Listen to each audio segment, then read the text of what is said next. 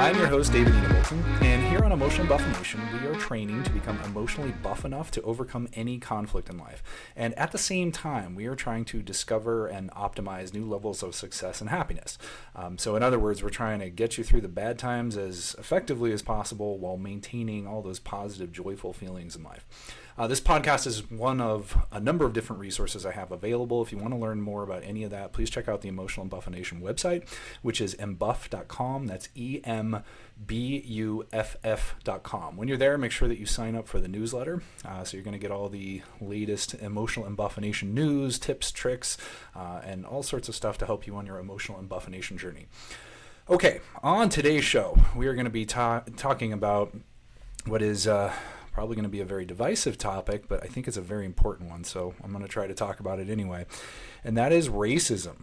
Now, I anticipate that by the end of this show, if for anybody that listens through it, I'm probably going to get everybody upset, because what I'm talking about here is the mindset that we all use to approach the issue of racism.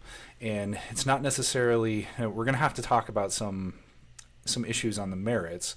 And so, as I'm sure everyone knows, this is a very divisive topic. It's something that's become very heavy in politics of late. It's become a hot button topic in all sorts of different realms. But even though we have to talk about the merits of this to a certain extent, keep in mind that my focus as we're approaching this is the mindset people are using to approach either side of the political fence on this and the underlying issue of racism. So try to hear me out. I know this is a very difficult topic. It's one that you say anything on and people already have this instantaneous baggage. But try to hear me out. Try to listen with an open mind. Try to listen in a way that maybe you can just get something out of, or if nothing else, try to understand where I'm coming from. You don't have to agree with me. You don't have to convert all your positions on the merits or anything like that. Just hear me out in terms of the underlying mindset. The reason I think this is so important is that emotional embuffination is all about optimizing positive feelings and overcoming conflict.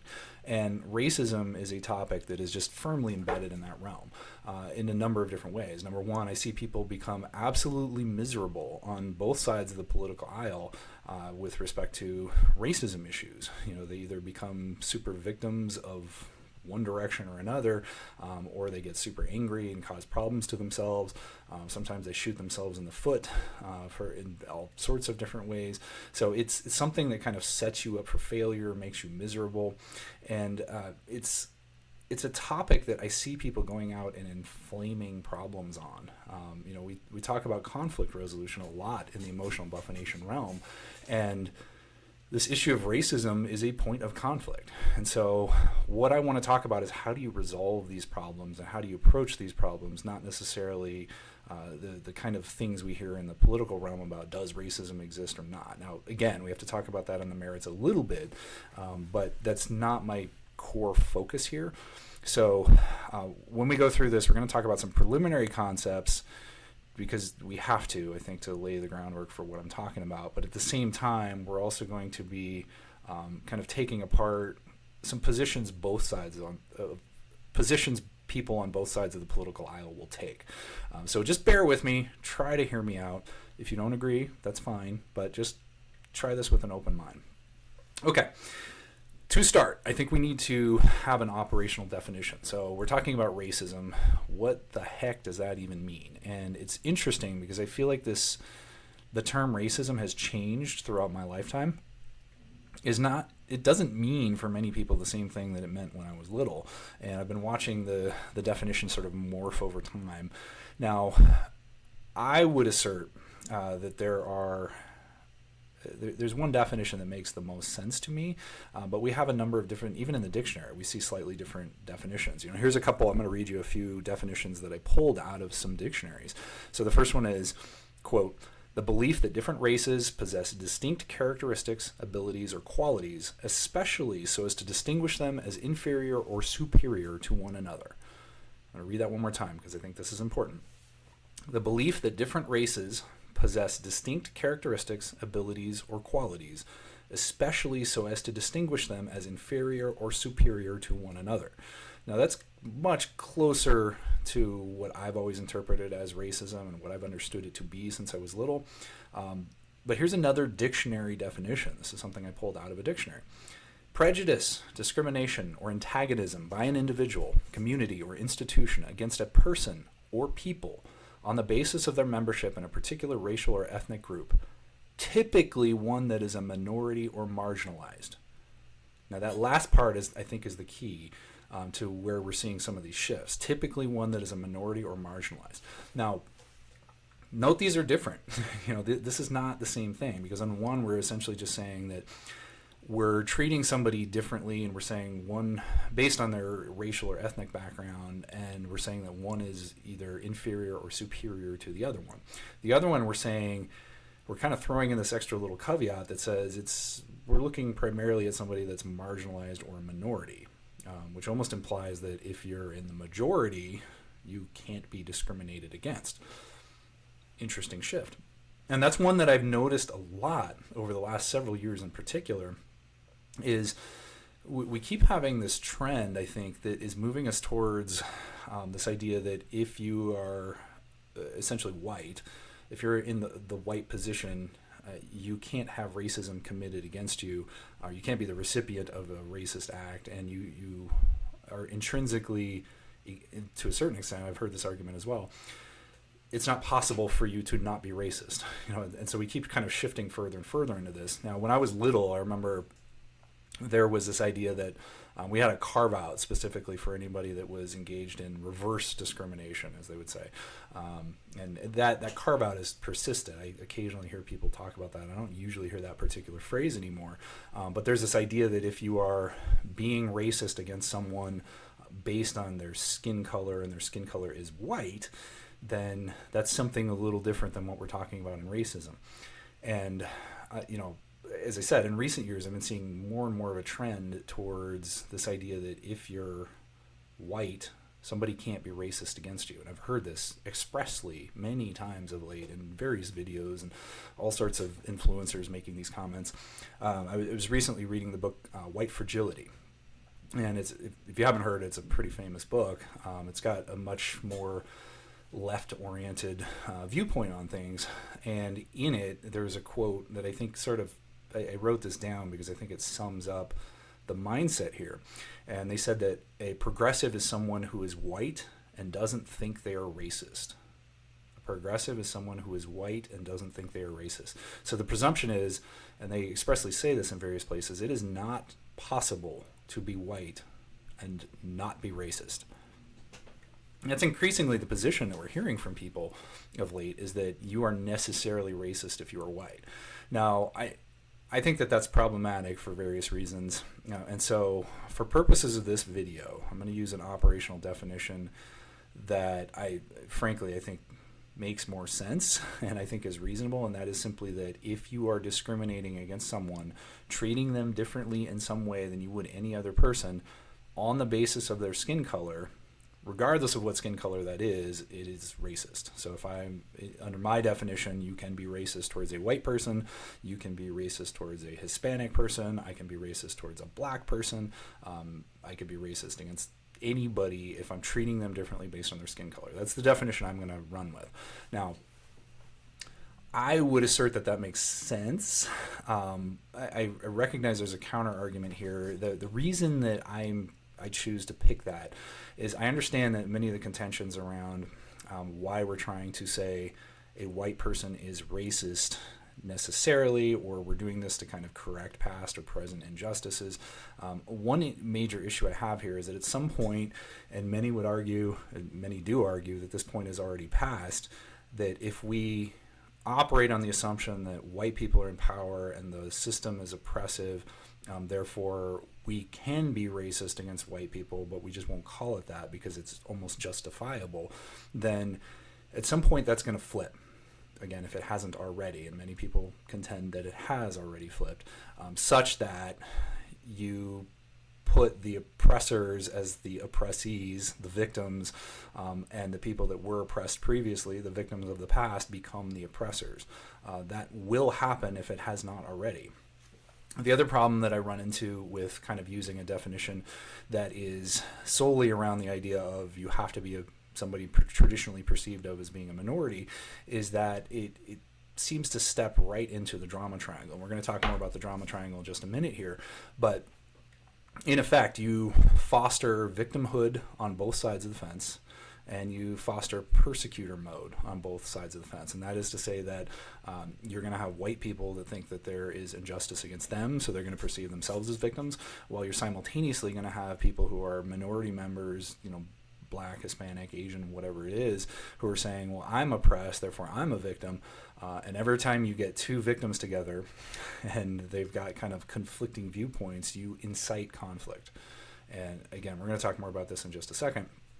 But I think that if you make a specific carve out where you say a white person cannot be the recipient of racism, you are inviting that dynamic. So I'm going to stick with the definition for purposes of this video that if you are treating someone differently based on the color of their skin, regardless of whether that's white or something else, you are racist. You're engaging in a racist action. Okay. Now, another preliminary thing we have to talk about, and I feel like I have to sort of address the elephant in the room here because this has become another point of contention that we've seen over the most recent years. And that is, in case you haven't noticed, at least for those of you who are watching the video, if you are listening to an audio version of this, you probably can't see it. But if you can see me, you will recognize that I'm a white dude, and I'm pretty darned white. At least if you look at my skin color, I'm one of those, like, I turn into bacon when I walk into the sun types. I'm a white guy. And so there's a lot of people, along these same lines of thought that say, if you're white, you're not allowed to have an opinion on this topic, or I can't tell anyone anything about racism unless I'm, condemning it to other white people or something like that. And one of the common contentions I hear is that it is not possible for me to understand what it's like for someone who is Black or is in any minority class to understand what it's like to be a Black person. Like, it's just not possible for me to get that. And since it's not possible for me to be in their shoes and understand what it's like from their perspective, I can't appreciate these day-to-day struggles. And when I can't appreciate these day-to-day struggles that they're facing because of the existence of systemic, oppression, then I can't really have this opinion. I have to be listening to somebody who is one of those minority class members. I see this constantly. I mean, this is a legit argument that I'm hearing people make all the time. Earlier today, I was watching a video with a Black woman who said in her video that she was prohibiting anyone with, quote, no melanin from commenting on her video. Now, as an aside, I would point out that this is, at least if you're using my operational definition of racism, this fits that definition. That is to say, I'm now treating someone differently based on the color of their skin. I'm saying you're not allowed to make comments on my video, whereas somebody else can. That, to me, would be racist. I watched another video, I think it was yesterday, where there was a different Black woman yelling at a white person that he could never know what it's like to be persecuted the way that she is.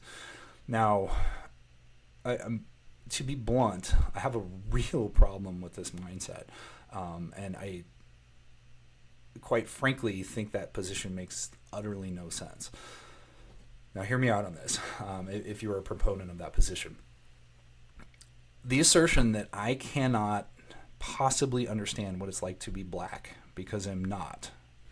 If that's true, then necessarily a Black person cannot understand what it's like to be a Black person.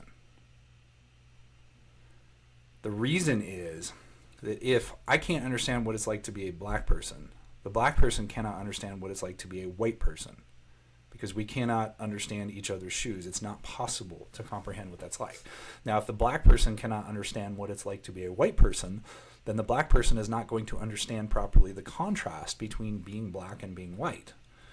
And as such, if you can't understand that contrast, you're not going to understand where your day-to-day struggles end and your oppression begins. You're not going to see the line between just something that's annoying in your day-to-day life that maybe a white person is also experiencing, and where racism is actually taking place. Now, I see examples of this constantly, and we're going to talk about this a little more in just a few minutes when we talk about victimhood. But when you look at the world through a lens of victimhood, you just say, I am oppressed and everything is awful because there's systemic racism, and there's so many examples of this, then that's all you can see. And I hear constant videos of people just coming on and saying, here's an example of racism, and then they talk about something that's just kind of generically difficult in their lives. And that doesn't make sense. Now, I understand, I'm not saying that racism does not exist. What I'm saying is that it is necessarily possible it's either necessarily possible for me to understand what it is like to be a black person. This does not mean that it isn't possible for me to not appreciate or acknowledge or understand up front that there might be something that somebody else is going through that I'm not perceiving, but it has to be possible for me to comprehend it. And that's very frequently the assertion, is that I can't comprehend what it's like to be a black person without being in their shoes, and so I have to just defer to the black person. That to me doesn't make any sense, because again, once you start looking through that racism filter, that filter of oppression, that's all you're ever going to see, and just the normal day-to-day struggle of being a human being is going to constantly revert into being racism. The whole reason you're having this struggle in the first place is because of racism. This happens in a lot of different contexts, not just racial ones, but just as an example of a racial one. I have a good friend, and before I say this, I want to say that this friend is another attorney. I have the utmost respect for her. I do not think that she is a victim by any stretch of the imagination. She doesn't have that kind of mindset. I think she is a very empowered person. I think she's a very intelligent person. I think she's a good attorney. So please don't interpret what I'm about to say as me bad-mouthing her, but I think it is something that is reflective of the filter that you can use when you're looking for racism somewhere. So this person's an attorney, and she had, for a while, she was doing these criminal cases. And I remember she was posting on social media that she was going to court for these criminal cases, and she would go in, and the staff, the court staff or the judges would just kind of walk up to her and simply assume that she was a criminal defendant. And so you think about it, you say, okay, there's this black woman who shows up in a criminal court. Obviously, we're going to assume she's a criminal defendant because we're racist. Makes sense, and it sounds compelling. She's repeatedly having this experience. Why are they always assuming that she's the criminal defendant? Well, in a vacuum, that sounds like, for sure, that's racism, right? But the reason I had a problem with that is that a tall white dude who I think looks like an attorney when I walk into court. I go in, if you're watching the video, you can see I always have on my suit coat these little like flag lapel pins. It's like a Arizona and U.S. flag.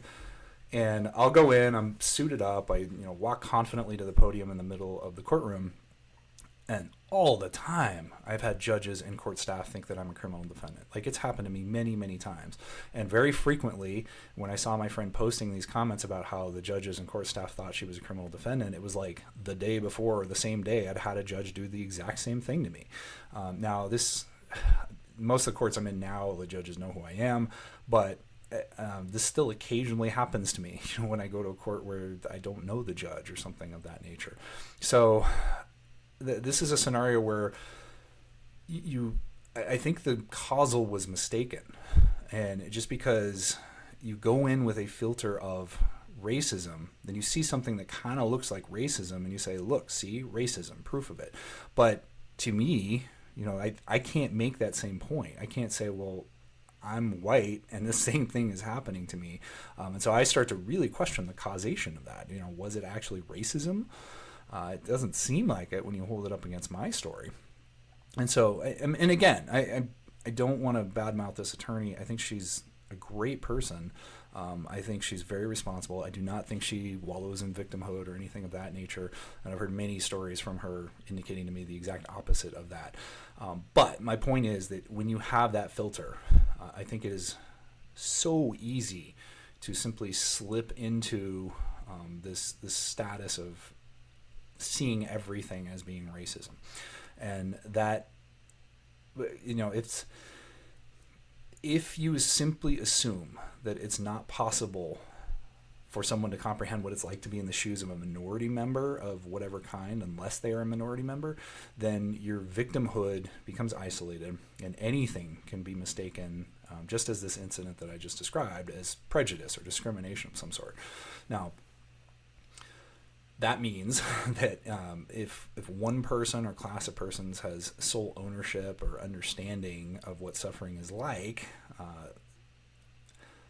that to me is an extremely dangerous, emotionally dangerous philosophy, because it locks you out of being able to perceive that contrast of what it's like to be in the shoes of the other person. You really don't quite recognize when racism exists or doesn't. And so, I reject this philosophy that it's not possible for a white person to comprehend what it's like to be in the shoes of a black person. Now, again, I'm not saying that racism does not exist. I am not saying that it's not possible for a white person to be unaware of something that a black person or other minority member is going through or has gone through. What I'm saying is it's just the impossibility of it. I reject that assertion. Okay. With that said, now that I'm going to go ahead and assert my positions on racism, although I am a white guy, the next major thing I think we need to look at is the question of whether or not racism exists, because we hear some standard positions politically speaking. When you have the more the extremes here, for say if we're on the left, we start to hear frequently that racism exists by white people against minorities everywhere.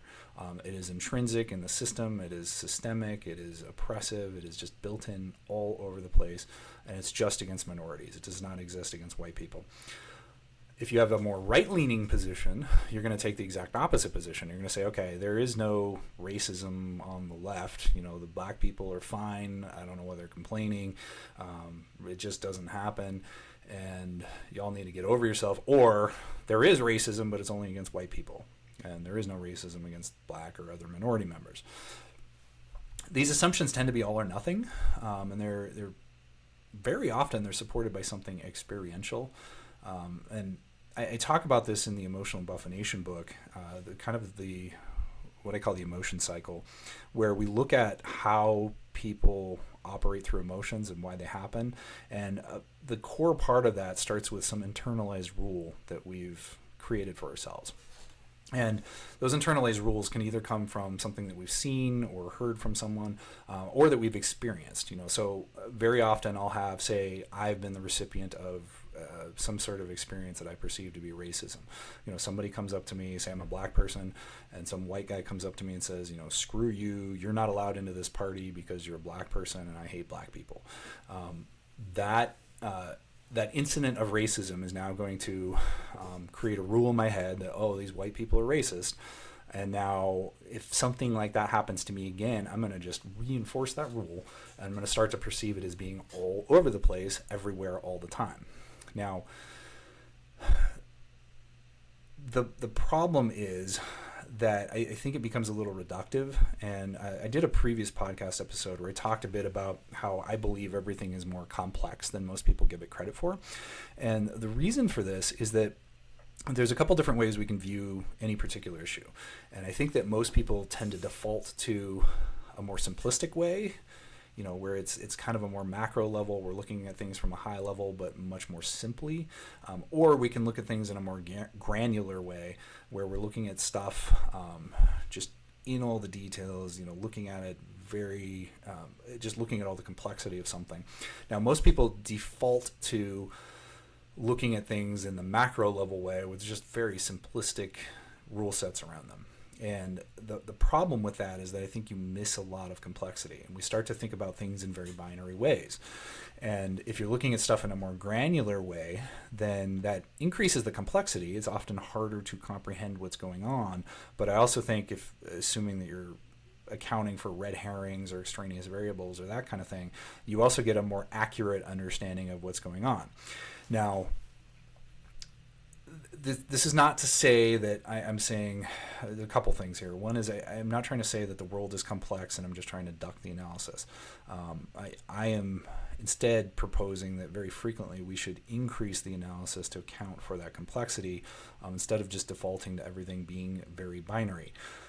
This is also not, for me, just a prohibition of simple models. Simple models are very easy to apply, easy to understand quickly, but if we're using something that has higher utility in the moment, but is more simplistic, I think we have to very much account for the increased complexity and be willing to look around the paradigm. Now, just as an example of something, I'm going to talk about this in a minute, the drama triangle, I referenced this earlier. We're going to talk about what that is, but that's a 3-part model, and I use that all the time. If you listen to anything from me, you know I love that model, and I think it's incredibly powerful and useful. And it's a simple model, but we need to be willing, if we're going to use a simple model, to say, okay, things can be more complex than this. This is not the be-all, end-all. This is not the way we're going to see everything everywhere. And so, with all that in mind, I would offer to you that racism is more complex than just it's there everywhere against minorities and no one else, or it is nowhere except against white people, but it doesn't exist against minorities, and every minority member who says racism is just being a victim. Now, I feel very convinced that there are a spectrum of issues that can happen when we're talking about racism. So first off, we have what I call direct racism, and this is terminology I've made up, but it's just to represent different aspects of what I think fall within the realm of racism. So I don't even think this is as much the norm as it used to be. When I was little, I used to see this kind of frequently. Back in the 80s, I remember we would get into incidents of what I perceive to be direct racism. And direct racism to me is when I just essentially say, hey, you're whatever color, and I don't like that, therefore I'm going to treat you differently, or I'm going to make jokes at your expense because of your skin color, or something like that. To me, I don't see that much of this anymore. I used to have when I was little. I remember we would get, some other white person would get around me and they would start making jokes about, all those black people are doing blah, blah, blah. I remember people telling jokes that just were blatantly racist when I was little. You get people at going over to somebody's house, or sitting around a campfire or something like that. I remember scenarios of people just thinking, well, we're behind closed doors and this is another white person, so I can tell this black joke. I don't hear that anymore. It's been many, many years since I've heard anything like that. And usually if somebody is directly racist, I have heard this on occasion, but it's just not like it used to be. It's pretty rare. And usually when they are directly racist, they cover it up a lot more because I think it's so socially unacceptable at this point. But that's direct racism. That's I think what we most often think of as being racism. But I think there are also other forms, and I think this is what speaks to this complexity. We have another thing that, again, this is my term, called coddling racism. And for me, coddling racism is a scenario where we have something that I believe is coming out of good intentions, and this is often people on the more left-leaning side of the aisle will do this, but they'll kind of go out of their way to prove that they're not racist, and or to try to help people because they think they are the victims of racism. So you'll have things where people are essentially saying, oh, you're black and I know you're oppressed, therefore I'm going to bend over backwards to try to help you. But in effect, you start treating that black or other minority member differently because they are black, which means you're effectively engaged in racism.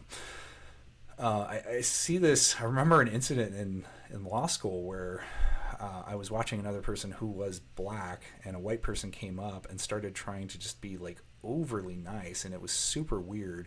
And everybody that saw it thought it was this racist act. And I think it was coming from a place of good intentions, but it was clearly treating someone differently because of their skin color, which kind of reinforced this idea that racism is all over the place, but it was sort of coming from a different place than just like, hey, everybody's hates all these black people. It was more coming from a place of like saying, hey, racism is everywhere and I need to help with that. And so that causation created a problem. One of the funniest examples of what I think is pretty akin to coddling racism, there's a Key and Peele skit I believe it's called Apologies. And in it, Key and Peele, who are both black, are sitting at this bar and they're drinking and they're just trying to, do their thing and talk to each other.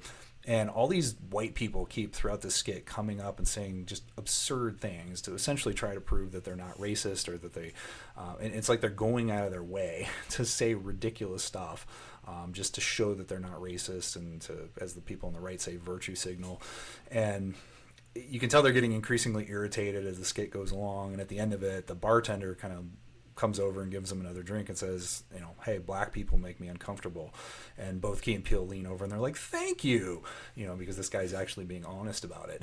And so to me, this is what the white people, other than the bartender in this, are doing, is a great example to me of coddling racism, because it's like an unconscious behavior, that they're treating these people who are black differently because they think they're oppressed.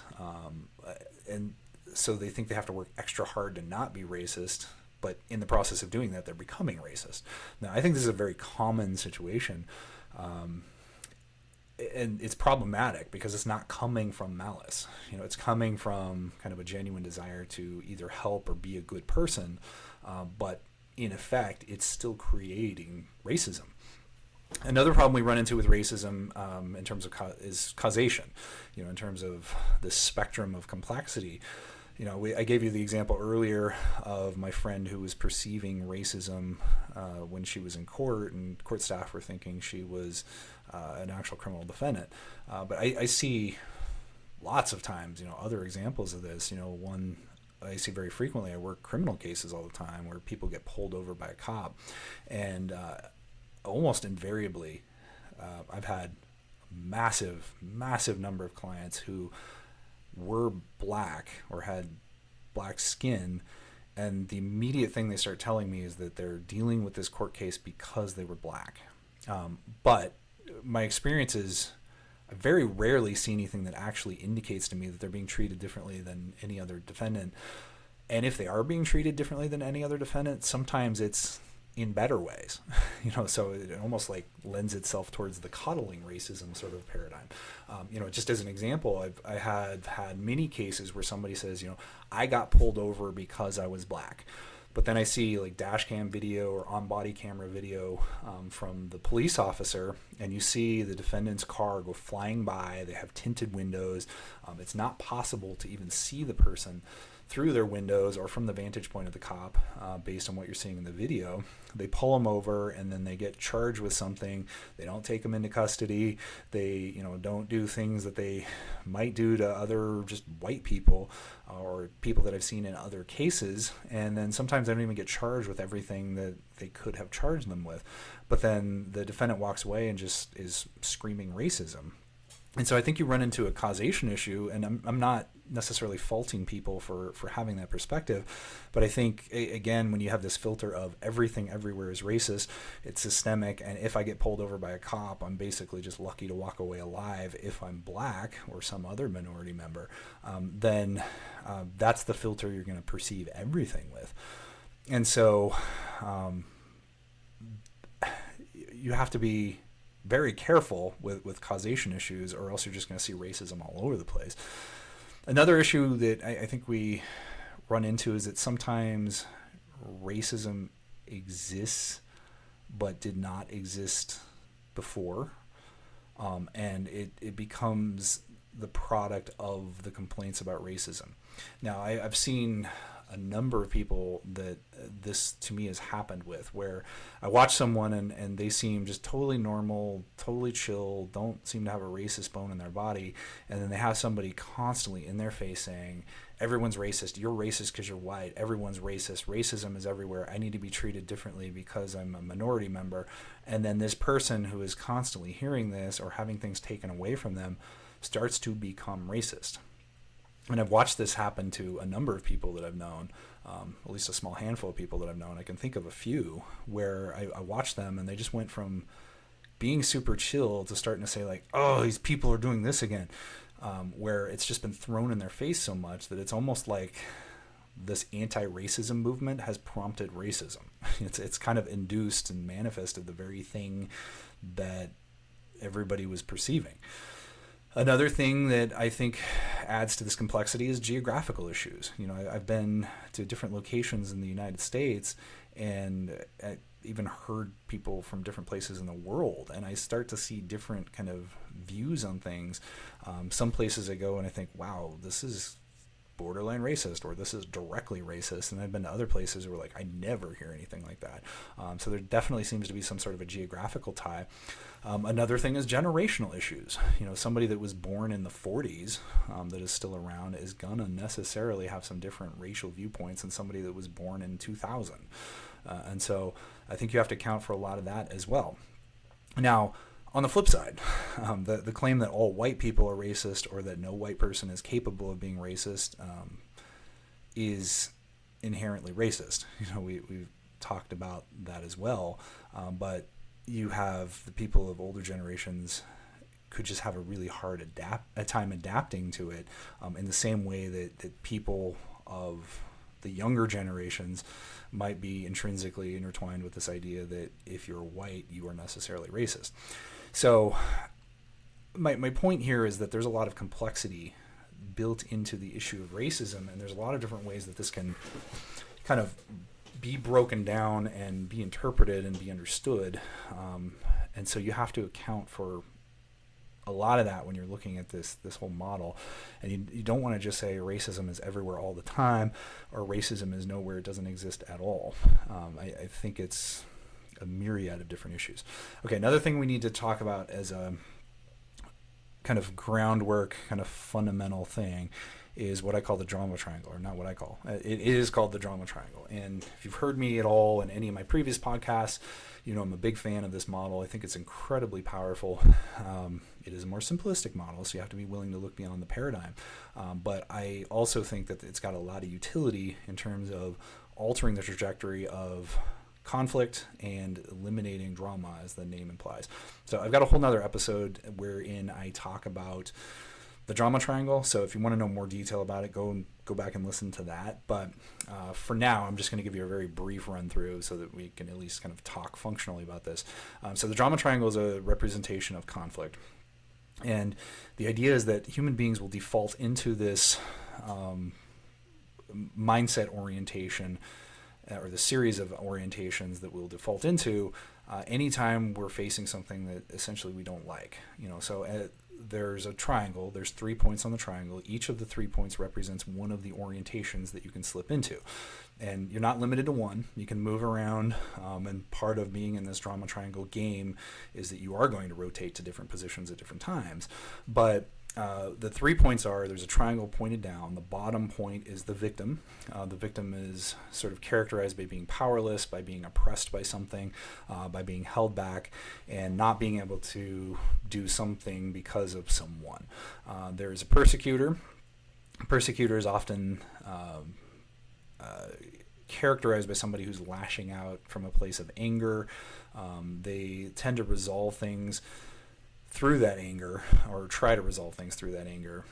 They're very oriented to righting wrongs, making sure that the social contract is obeyed, that propriety is followed, that people are doing the right thing, but you try to do it through force, and you try to do it through anger. And so it's usually when you see somebody lashing out, screaming, going nuts, you can think of, in the racial context, I hear people all the time say, if you're not angry, you're not paying attention. To me, that's kind of inviting the persecutor mode.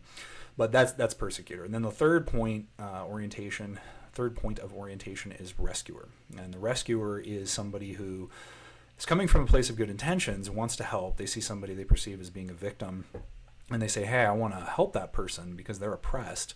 But in the process, they end up often just wanting to be subconsciously this sort of knight in shining armor. They want to actually be the hero, and they want to solve the problem for the victim. And in so doing, they perpetuate the victim's helplessness, and because they're essentially just feeding that person the fish. They're not teaching them to fish, to use the old adage.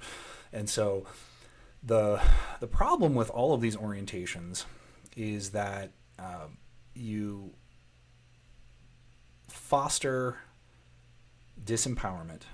So that is to say, if you stay within this realm, if you're a rescuer, you're a victim, you sort of keep people in place. You don't improve the situation usually. You perpetuate conflict. You create drama, as the name implies there. And so it tends to inflame problems. You tend to make people angry on the opposite sides. When I start screaming, I'm a victim, and I'm held back, and then my resolution to that victimhood is to flip it and say, because of you, and then I go into persecutor mode, I'm going to make you go into victim mode, then you're going to go into persecutor mode against me, then some rescuer is going to come in, and it's going to just be this messy fireball of craziness. And so we want to avoid that, because that doesn't usually solve things. Sometimes it does, but it has a much higher likelihood of just, even if it solves a problem in the short term, it's going to create this kind of perpetual chaos. This is something I tend to see in the political realm all the time is, it's like you'll have a victory one day and then a loss the next day, and then the next day it's this like sweeping victory, and the next day you've got some kind of crazy loss. I think I was noticing this a lot, like at the end of 2020, when everything was getting very political. It was like every other day there was like, the left was happy, the right was lamenting, then the right was happy and the left was lamenting, and it was just this constant back and forth, and it still is all over the place. But that to me is representative of the drama triangle, where it's just this roller coaster where no one ever really wins. And so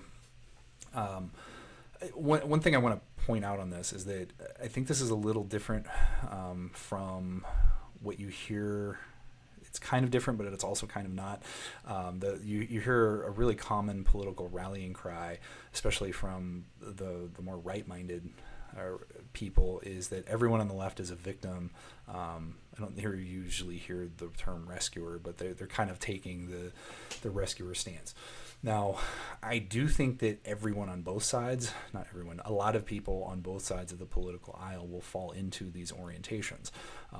Just as an example, I hear all the time people say like, well, this is something I've literally heard, that the white male is the most oppressed person on the planet. I mean, that has taken something where you've shifted into saying, I am the victim. So I've now got victimhood orientation. And if you lash out and you say, I'm angry at all these leftists for saying that I am in power when actually I'm oppressed, now you jumped into persecutor mode. So I think that I also think people on the left can very much embody the victimhood mindset, especially when they're saying there's oppression everywhere, and I just want to lash out at the white oppressors for doing this. If that's your resolution, then I think you're shifting into this. There's a few different models you can use to kind of escape the drama triangle. One of them is called the power of TED. It's the TED, the empowerment dynamic is what it stands for.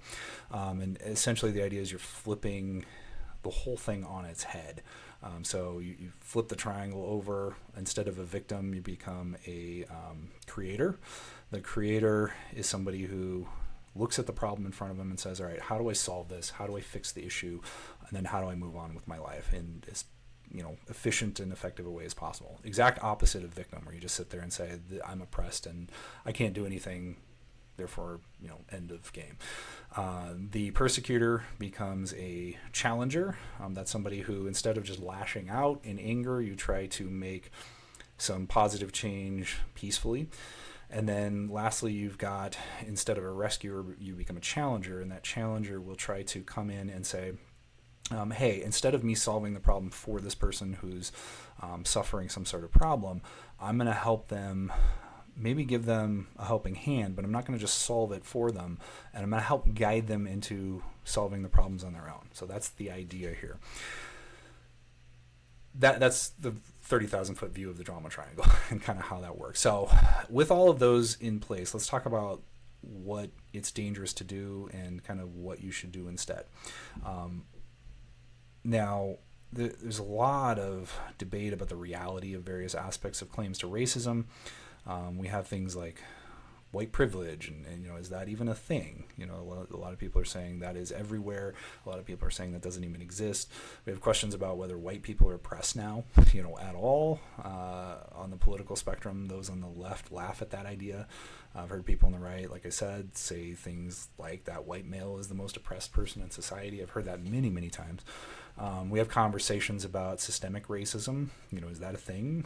Is that a thing like it used to be? Is it a thing at all? We have questions about racism being entrenched in the sort of practical chain back to the past. That is to say, there's an argument that even if we're not currently being racist sociologically, then but we still have a racist past that has left people who are minorities in a current disadvantaged positions because of the legacy of racism, and that sort of intrinsically creates racism. That's another common argument. Now, you may or may not agree with any of those assertions, and I do think it's important to contemplate them.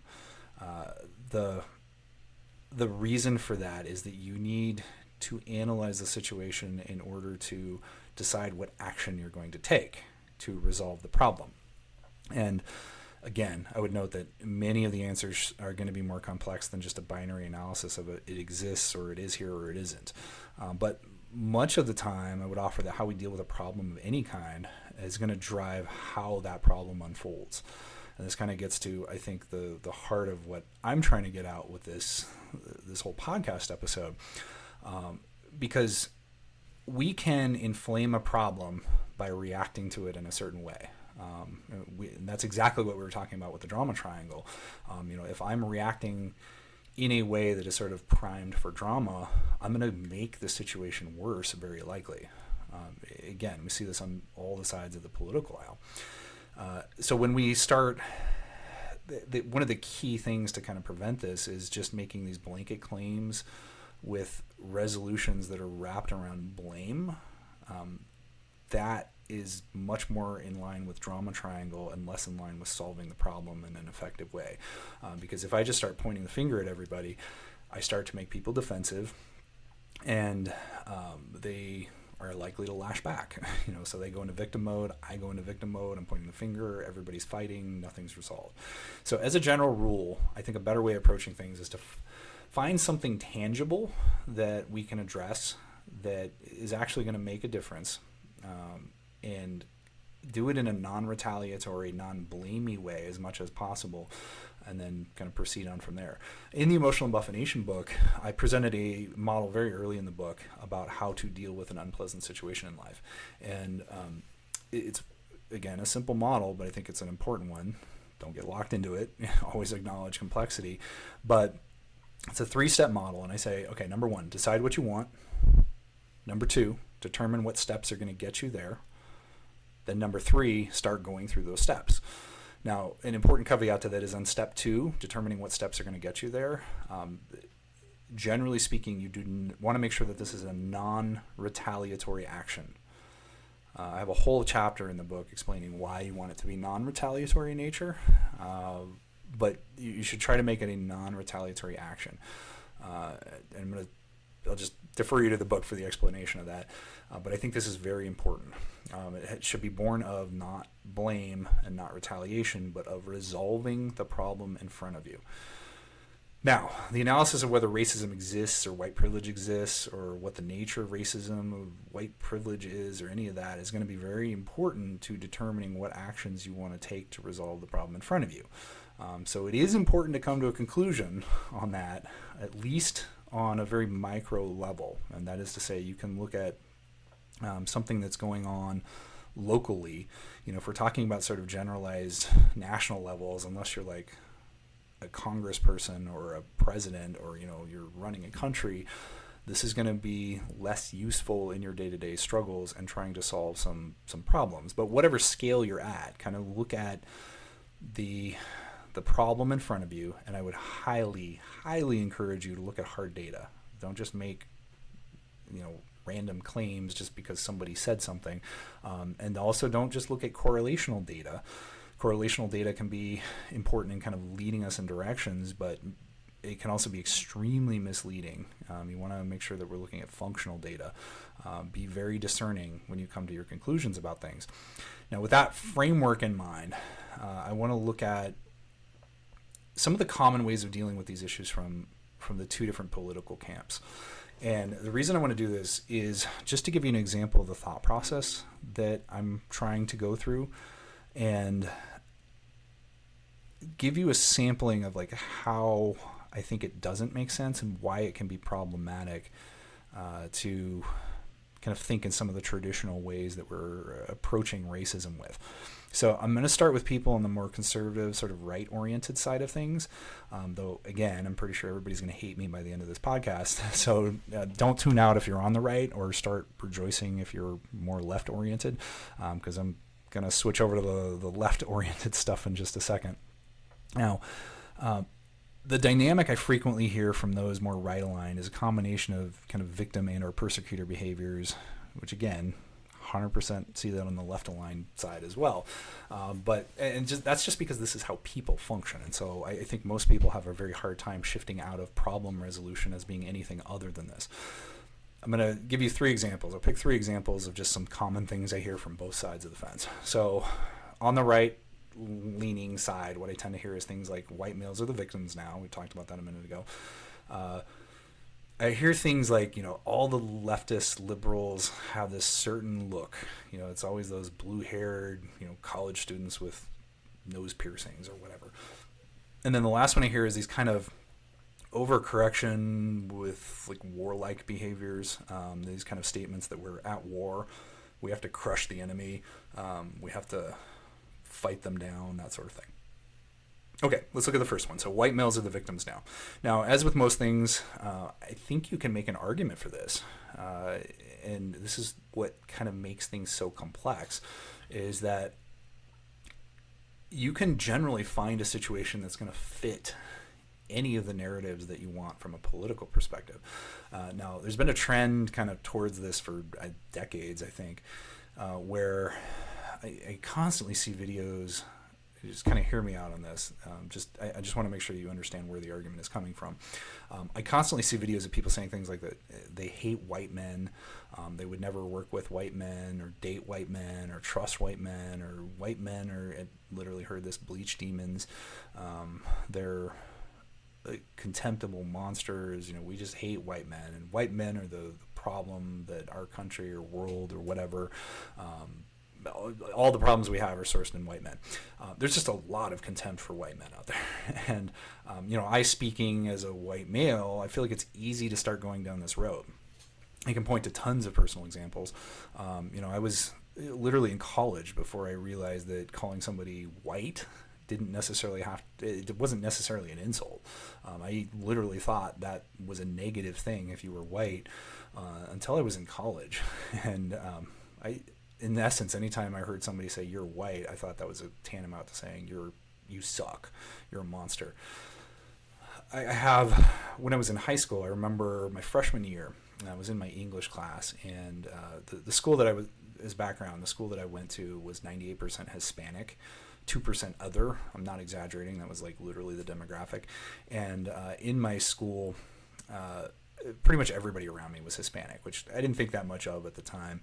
It just kind of became normal within the culture. And I remember in my English class, we had this guy who came in and said that he had just basically flaked off all through high school, did nothing, got bad grades, and just was a total train wreck in high school. And so he gets done with high school, and he goes out and he just starts applying for scholarships, and pretty much got a full ride all through college, and now he's doing great. And he was very proudly saying, the reason I got these scholarships is because I was Hispanic. So you guys are all Hispanic. Go out there and just apply for things. It doesn't even matter what you do in high school. Just apply for stuff. And I remember hearing that and going, what the heck, man? I'm like this little poor white kid. And I was living on food stamps and stuff before that. And, okay. So I worked my butt off in high school. I was 10th in my class out of 501. I had tons of extracurricular activities. I was in drama and the thespian council. I was in marching band and concert band. I was involved in every play in my high school career. I was editor-in-chief of our yearbook. I was editor-in-chief of our news staff. I was on the debate team. I was in chem club. I was in chess club. I was involved in tons of stuff. And academic decathlon. It went on and on. Like I was basically at school all day, every day, 7 to 8 at night, at least. And I was there constantly, and I worked my butt off.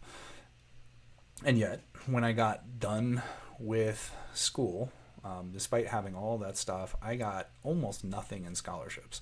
I got literally $500 for my first semester, and my first semester's tuition was over $2,000. And after that, I didn't get any scholarships. And I remember even going into the scholarship office when I got to college, and I was like, I remember I have this vivid memory of sitting down and being handed a book, and it was this just list of all sorts of scholarships, and this lady was like, okay, just look through this book and, you know, find any scholarships that you're eligible for. And I went through, and everything was for something that I didn't fit. It was always for, you know, if you're a black woman, if you're, you know, any sort of minority member, if you're, you know, this or that, and like nothing fit. And so I couldn't apply for any scholarships. And so I had to basically pay my way through college. I went part-time while I was working, and I was paying myself off, or paying off my tuition as I went. And it took me a really long time to get through my undergrad. I didn't grow up with generational wealth, as many of the common arguments go. Like I said a few minutes ago, when I was little, we were on food stamps. I'm constantly told that I'm privileged, but I've had many experiences where I feel like it's been, where I am is downplayed in some fashion because I'm a white male. And I've seen this in other contexts. I've known people who were employers on more than one occasion who have either said that they hired someone because they were black, or they did not fire someone because they were black, and they were afraid of retaliation because they were black. I've seen that happen repeatedly. I see this stuff on a regular basis, and just the other day I attended a class in which, it's not like this is just archaic stuff of the past. This was like just a couple days ago. I attended this class where I feel pretty confident that the instructor that was at this class was treating me very poorly because I was a white male. This person was extremely left-oriented, had stuff plastered all over her t-shirt, you know, proclaiming her kind of left orientation. You know, there was a lot of indicia of this person being left, and I felt extremely targeted in this class, and I could not point to any rational reason as to why. Like, no one else was receiving the kind of negative attention that I was getting. No one received any negative attention other than me. I was just picked on the entire class, and, you know, I left and I was like, what just happened? Is that because I was a white male? I mean, that's the only thing I could come up with. I wasn't being rude or snippy or anything. I was just kind of taking it, but I was like, I can't come up with any other reason. Now, I can go on and on with examples of this, but my point is I can construct an argument about how I, as a white male, am suffering at the hands of woke ideology and the hatred for all things white male. But before all those of you who are more left-oriented are starting to tune off, or if you haven't already, or start throwing things at me, recognize that this line of thinking, no matter what level of merit it has, I think is very destructive. Now, set aside for just a second the merits of what we're talking about, and think about your reaction to what I was just saying. Don't think about the merits of it. Think about, what were you feeling as I was describing that? Were you like nodding your head in agreement? Were you shaking your head and being like, oh, this white jerk, you know, he doesn't know how lucky he's got it, and he's just complaining about some basic things? So usually we're going to fall into one of three camps here. You know, one is you're a white male. You agree, you get angry at the thought of the oppression of our kind. Two is you're not a white male, but you agree, you feel angry at the thought of woke ideology taking over and oppressing white males. Or three, you're angry about what I just said, and you want to talk about how I can't appreciate the huge disparity between what I experience and what someone of color experiences, or how much worse everything is for somebody else worse than I could possibly imagine. Now think for just a second about those orientations in the framework of the drama triangle. Now let's go back through it again. I'm a white male and I agree about the oppression. That's not directed at problem solving, like we talked about in terms of that resolution thing a minute ago.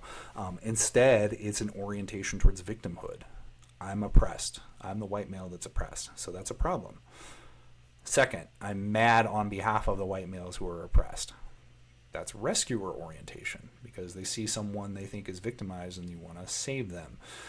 Third is anger about white males not understanding what it's really like. And that's persecutor orientation, right? And you can slide around to victim or rescuer depending on how exactly you're coming at this. But the point is, these are all mindsets that are functions of the drama triangle. So if you're saying I'm oppressed or they're oppressed or you don't really understand oppression and what it actually is because I'm oppressed and you're not oppressed or these other people are here oppressed, this is all drama. And this does not move us towards resolution. In fact, it's the opposite. It's going to move things toward conflict. Also, if I'm getting defensive about the idea that someone else has it worse, I am now amplifying my anger, which is causing me to shift into persecutor mode. That in turn is going to prompt the other person to shift into victimhood mode. Then they're going to get defensive and everything just kind of goes crazy, out of control. I'm going to give you another example here. The idea that all these woke people are running around with a certain look. So this is the second of our kind of things we're going to pick on the right. I hear this a lot. All those people on the left, everybody who's woke has this certain look. They're, sometimes they're overweight, but they always have like brightly colored hair, like blue or purple or something. They've got a nose piercing. They've got maybe hair shaved up the side of their head or something weird. And it looks common. And you even hear comments that it is conformity, within the claims of nonconformity. I've heard this comment many times on kind of right-leaning influencers or flat-out conservative commentary style videos. Now, as a preliminary matter, there's a reason that humans use these heuristics. The world is a complex place. This goes back a little bit to what we were saying before about using simple models or complex models. That we use heuristics for a reason. It helps us make sense of the world. It helps us to understand what is going on.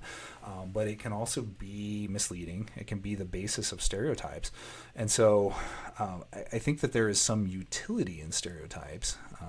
That is to say, sometimes it can be useful, but there's also a real danger. And that danger runs into shifting into the persecutor mindset.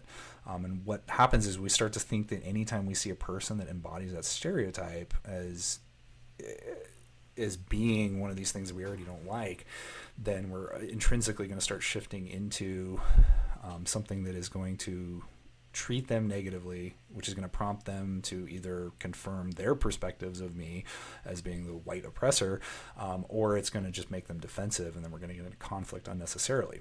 So don't shift into persecutor mode, unconsciously. I often see this in family law cases. This is a really common one. I see this all the time where somebody will come to me. I function as an attorney, and I say like, hey, what happened in this incident?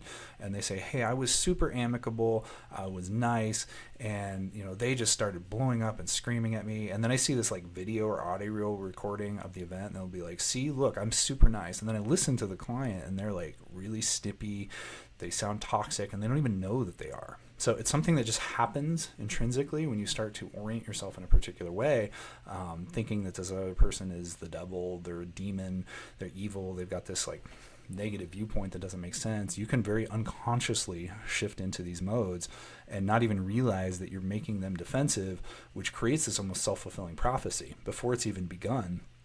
And because you're going to induce in them negative behaviors that confirm the very things that I believe. This person is acting unreasonably and negatively towards me because that's how they are. So ironically, this starts to create the very thing that fuels people claiming racism in the first place, because now you start seeing these people that look different and you think, oh, well, it's one of them again. And then they go, oh, see, all those white people are treating me that way. And you just sort of confirm that racism exists. So, and this goes the other way too. That is to say, people who are very primed to see racism often see things like, and I hear this all the time, that all white people are racist or all women do blah, blah, blah, XYZ. So once again, it becomes this vicious circle. You react, the other side reacts, they confirm the conclusion you had, and then you have perfect positive feedback loop. More importantly, the heuristic in this instance is not only destructive, but it doesn't move anyone towards resolution. Okay. Let's go to our third example here. The third example is kind of these comments that we're at war, where we say, and this is a really common theme I hear from people on the right, where they say things like, we're at war, this is all or nothing, you cannot compromise, we have to have destruction of the enemy, it's absolute. I hear, I heard recently Matt Walsh, he's a pretty famous conservative influencer. He's the one that made the "What is a Woman" video, and this example was not one of racism, but I still think it's kind of right-leaning thought process, where he was asked a question about gender ideology, and I see this applied all over the place, sometimes to racism, sometimes to gender ideology, sometimes to whatever, but he was asked a question about compromise, and he made the comment that it's all or nothing, there is no compromise. I heard somebody who I don't even characterize as a conservative influencer, Teal Swan, another famous influencer, but I don't think she's conservative per se. And I've heard her recently talk about in a video that you cannot compromise if you want a good relationship. And so again, it was this mindset that it's all or nothing. As with pretty much all these things, my concern is not the merits of the underlying position. My concern is the mindset that it's cultivating. So that is to say, they're not. It's not that there are not possible contentions on the merits here, but the mindsets that we adopt and reinforce alter how we behave about the underlying issues. And so that behavior is going to change how we interface with problems, and how that interface is going to change how things unfold in the external world. Also, from kind of a manifestational perspective, when you dwell on war, what are you going to attract? If you buy into the law of attraction paradigm, which, again, if you've heard me, you will know that I do, what are you going to manifest when you're just constantly thinking about you being at war? You're going to attract war. You're going to manifest war. And so, and even from a common sense perspective, if you go to war with someone, you're going to invite defensiveness. And if you invite defensiveness and conflict, then you're just going to totally shift into persecutor mode. So let's look over at the more left-leaning positions.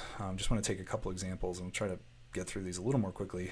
I know this one's going to be a long episode.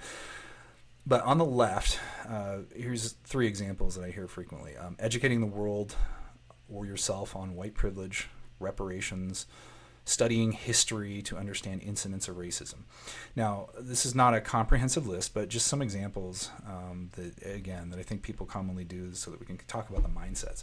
All of them sound great. You want to educate yourself about white privilege. You want to do reparations. You want to study history. Like, we study history so we don't make mistakes about them. But they're all problematic for various reasons. So let's start with educating the world about, educating the world or yourself on white privilege. Now, first problem is that I very much question the concept of privilege, especially in a contemporary environment. But as verification of its existence, we usually point to either past injustice or just correlational data.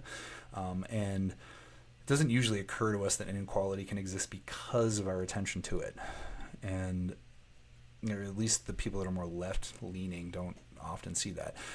But regardless, whether white privilege is real or not, and I'm not saying it exists or it doesn't exist. Again, it could in certain contexts and might not in others. But indulging in the idea of it, I think, is dangerous to everybody, no matter what your skin color. I have a chapter in the Emotional Embuffination book I entitled Absolute Responsibility. And the idea in that book is that it doesn't really, we as humans want to think about fault all the time. And the first thing when we have a problem that we start to say is like, this is so-and-so's fault. This is his fault. He did this to me. The problem with that is that we go into this whole drama triangle mode. And so as kind of an operational paradigm, I tend to say, instead of, in this chapter at least, instead of just trying to point fingers at everybody and saying, like, this is whoever's fault after the situation occurred, assume that no matter what happened in whatever situation, that it's on you. Like, you're responsible for that. It doesn't mean you're at fault, but it just assume responsibility for everything that happens to you, even if it's like blatantly malicious at the hands of somebody else. And if you start to say, well, I allowed this to happen, I didn't have effective boundaries, or I didn't prepare effectively in a way that would prevent this from happening, then that primes you to think in a way that is more oriented to, like, how do I solve this problem, not like, how do I just start getting back at this other person that I want to point the finger at. Now, bring this back to the issue of white privilege. For white people, if we start talking about this, it's going to create guilt, which is kind of the opposite of what we want for empowerment and empowered ownership. Guilt in a vacuum doesn't really do anything positive unless it turns into corrective action. And most of the time when I hear white people talking about white privilege, it's more things like, well, let's just start with apologies and let's do things that don't actually change anything. And in this context, nobody's actually correcting past behaviors with the idea of privilege. Rather, we're often just trying to create further imbalance, or we're doing the very things we talked about in that Key and Peele skit, like the coddling racism, where white people are bending over backward to prove that they're different or to prove that they're allies or they're super conscious of the privilege or whatever, and in effect, they start creating racism. On the other side of this, for somebody who's a minority member, it's going to intrinsically reinforce the sense of disadvantage, which again is the opposite of ownership. That kind of shifts you into a victimhood mode. To children who are also somehow identifying themselves or being identified as a minority member, it's a terribly destructive message to tell them that everything is against you and you're at this intrinsic disadvantage. And now notice that even if privilege is 100% real, and this is an absolute problem, going down this road of talking about it sets up victim persecutor mindset or victim rescuer mindset. Think about this. If privilege is real and I'm a minority member, then I'm a victim. If privilege is real and I'm white, then I need to be an ally and rescue the minorities from it, and I'm a rescuer. If privilege is real and I'm seeing someone who is white and I'm not an ally, who is white and not an ally, and they don't believe in privilege, they're in persecutor mode. I'm going to lash out at them, or they're the persecutor, and I need to lash out at them and tell them how they're bad. Now I'm in persecutor mode.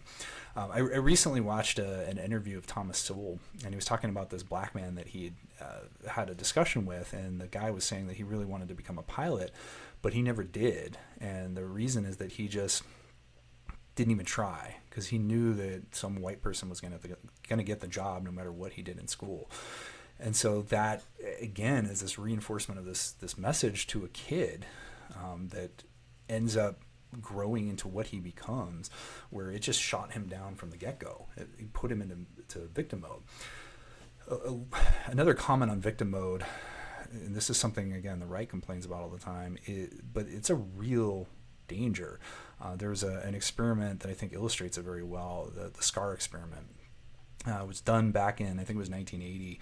It was out of Dartmouth by Kleck and Strenta. And in it, there's a couple of really interesting things that happened, but relevant to our discussion.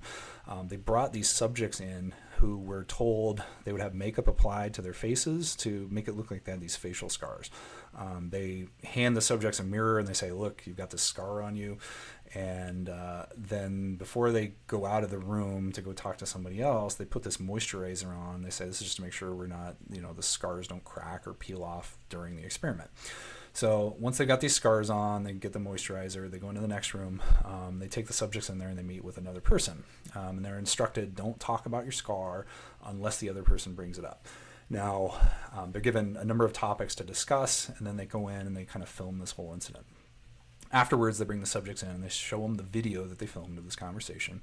And they ask the people to look at the other person during this whole interaction, and they're asked questions about what they're seeing. And the people who were had the scars were noting that the other person was more patronizing, found them less attractive, they got tense, they were maintaining large distances from them. The catch is that all these people that had the scars on, when that moisturizer was applied before they went out, the moisturizer was actually the researchers getting rid of the scar. They were wiping it off their face so that when they went out and had these interactions, there was actually nothing there.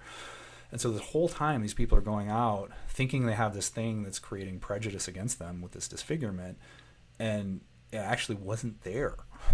And so you can see that a mindset of saying, like, if I bombard a kid with the message, you're a victim, all these white people are against you, or you're a white monster, you already have it so much better, like you are just shifting someone directly into victimhood or rescuer mode in a way that's going to be extremely destructive to them. So think about the mindset that we're cultivating. It doesn't mean racism does not exist. it doesn't mean that if you walk around assuming it does, you're going to find it everywhere.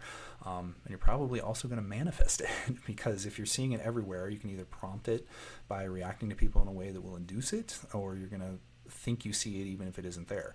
And again, from a law of attraction perspective, if I'm dwelling on and orienting myself to racism, then I'm going to manifest racism in some way. So there's nothing really good from a mindset perspective in indulging this idea of white privilege.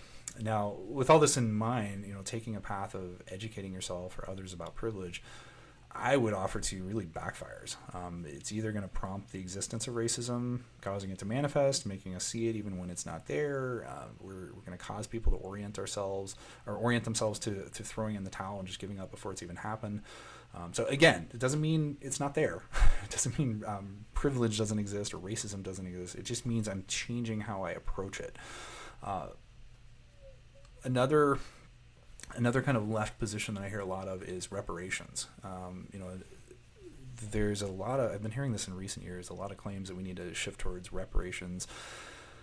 Theories around why revolve around the desire to right economic injustices of the past, the chain of events that's resulted in present inequalities. We could get into a lengthy discussion about the efficacy of reparations or the practicalities of it, or disconnect from direct injury, or the fact that it's chaining back to ancestral injustices, all that stuff. And I think that's a valid discussion. But again, my focus here is on mindset. And so let's turn back to the drama triangle for just a second.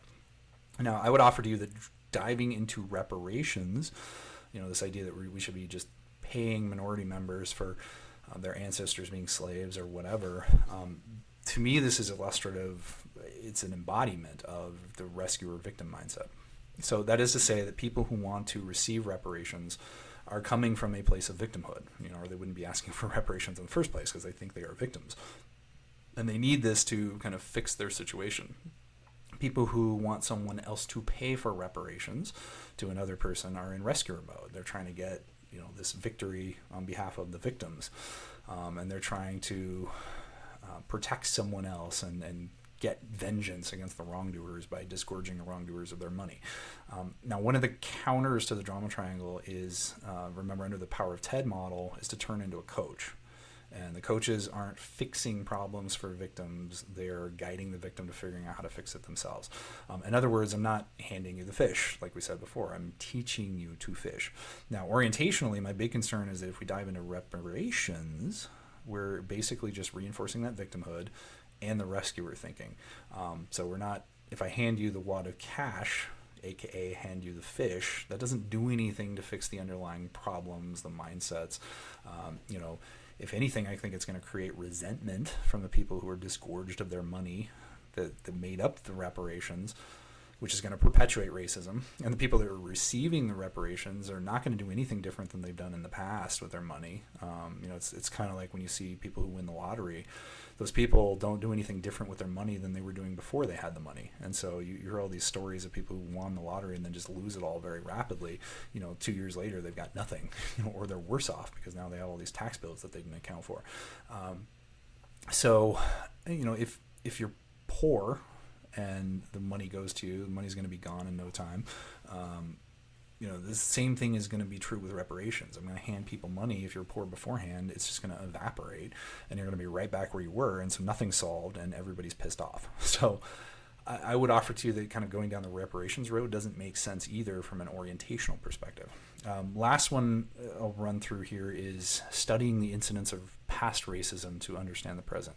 Sounds great, right? We always say we study the past to make sure that we don't repeat it. And just to give you an example of this, why I think it's problematic, just this morning I heard a video in which this woman was talking about how she no longer says good morning because she learned that slave owners would beat, rape, and torture their slaves and then walk into the barracks in the morning and say, good morning. To me, that's a mind-boggling one.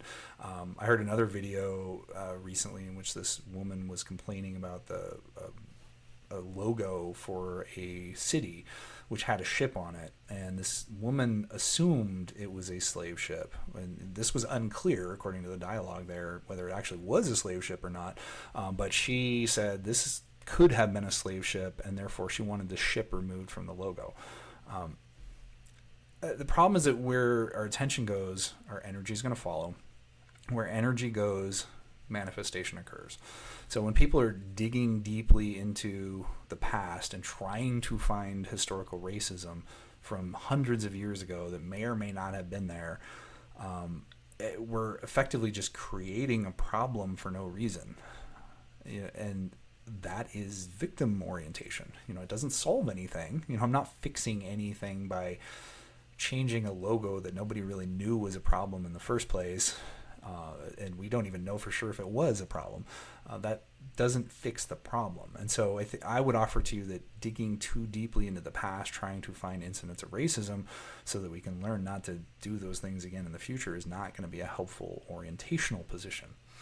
Okay, now, I just gave those as a way of trying to say, like, here's some examples of ways in which some of this drama triangle thinking pops up.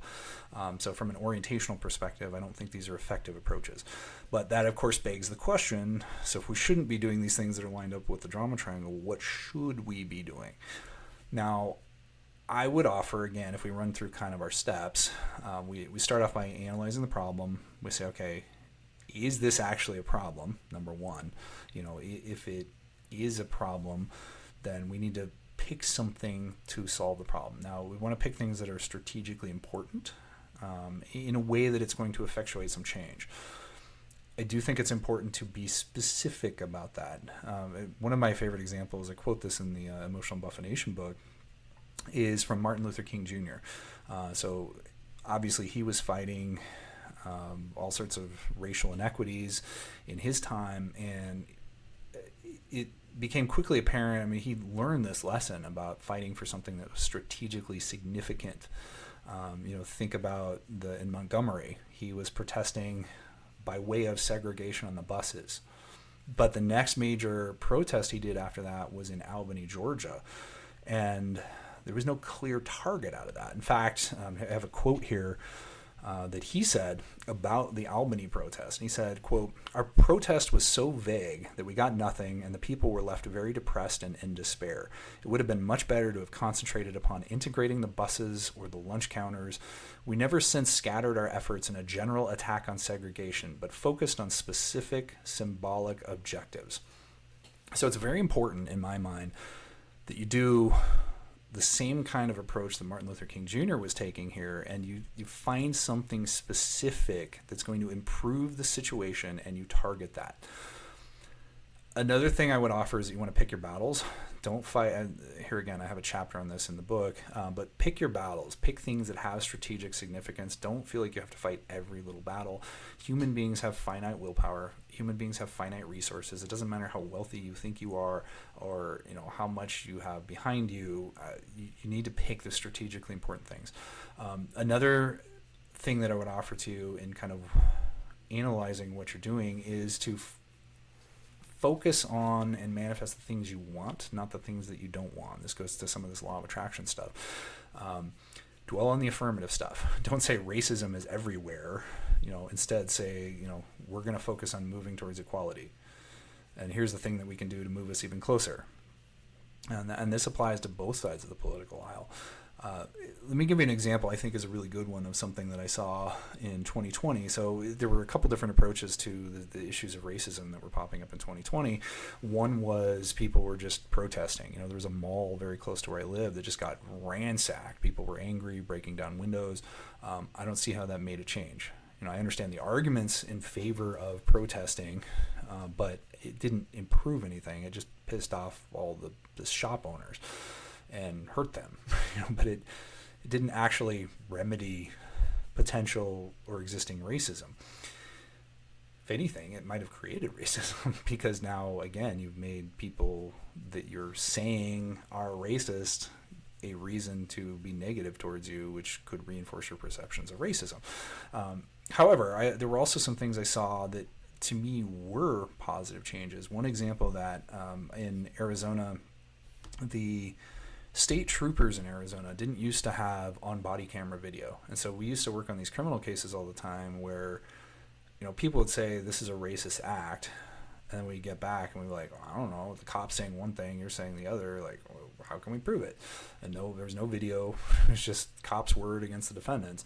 And so during 2020, when all the racial stuff was going on, the state started issuing on body camera video.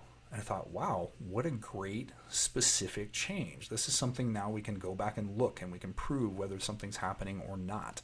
And so I would offer to you, kind of look for that sort of thing. Look for something that we can, it's specific. It's got a tactical advantage to it. It's not retaliatory in nature. You pick your battles about things. You focus on sort of the positive stuff and keep trying that pattern over and over again. You know, if you're finding an incident of racism somewhere from whatever direction, you know, against white people, against black people, against Hispanic people, Asian people, whatever it is, figure out how in that particular instance you can improve that situation and kind of fixate on that in a non-retaliatory way. If it doesn't work, go back, reanalyze, try something different. Okay. That was a lot. I know this was a little bit of a longer episode than we usually do, but that kind of, I think, sums up my perspectives on the orientational problems. Hopefully you've gotten a sense of where I'm coming from on this. And hopefully I didn't lose you up to this point. You know, like I said, I've probably pissed off everyone by now, but at least you have a sense. So I hope you've listened through this far. I hope you've at least contemplated these things. I'm going to wrap today's show with that. And I hope that you found something here useful, or at least, if nothing else, got you thinking about things. And ultimately, again, the goal here with Emotional Embuffination, as with all this stuff, is to be able to make your life better, to improve things in just a little way. Just a tiny bit every time. You keep working on this over and over again. You know, I say all the time, this is very much like the working out. You know, emotions and emotional management is very much the same thing. We don't go to the gym once and say, I am buff forever because I did one workout. You know, instead you just keep going on a regular basis and get better and better. Same thing with emotional embuffination. We want to keep working on it, keep actively studying this stuff. And so eventually you're going to get to a place where you are emotionally buff. And at the end of the day, I want you to be emotionally strong enough to go from saying things like, the struggle is real, to saying, shit, what struggle? Thank you all for listening. I hope you've enjoyed this. Have a great week, and I will see you on the next show.